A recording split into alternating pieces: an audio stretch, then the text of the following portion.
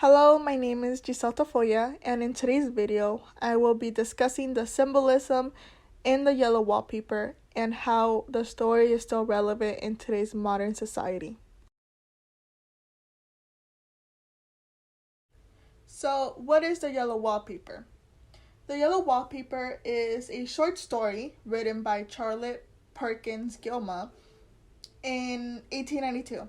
The story talks about the deterioration of a woman's mental health and her obsession with the yellow wallpaper that is in her bedroom while she's confined to her summer home with her family. She's confined to her room because of the mental breakdown she had after giving birth to her child. Let us keep in mind that the story was written in 1882, way before the women's rights movement of the 1960s. That being said, during 1882, women did not have any freedom outside their marriage or even in society itself. She is put into what the book describes as rest cure, which means that she did not do anything all day other than sleep. She couldn't participate in any artistic activities such as writing or even just go outside to take walks. The reason she was put into a rest cure instead of being provided with therapy or actual methods to help with her mental illness, instead of just being locked in her home, was because physicians during the 1890s suspected all women to be in ill health, and it was natural for women to be more prone to mental breakdowns because of their biological weaknesses and also because of their reproductive cycles, which means that physicians did not really believe in women's health or that mental illness was an important matter. Physicians also believed that those who were more creative and ambitious were deemed more at risk of being mentally ill.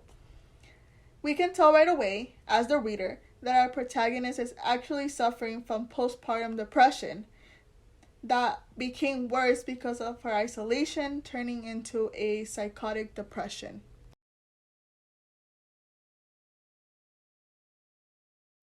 The yellow wallpaper uses symbolism to describe the sexism woman's face. The woman trapped in the wallpaper is symbolism for all women who are trapped by society. As I mentioned before, this story was written way before the women's rights movement, which meant that women during this time were subject to strict laws of society that prevented them from any civil rights and opportunities. The husband represents the domineering man who treats the protagonist of the story as a child instead of an equal, much how society treats women.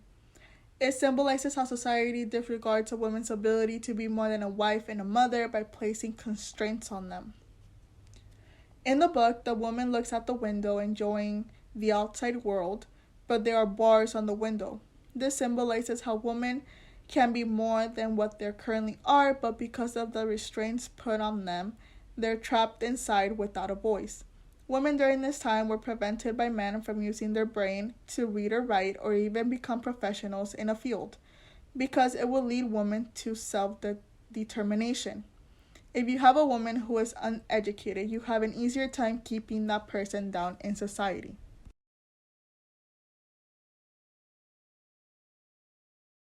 How can we tell that the yellow wallpaper is relevant today?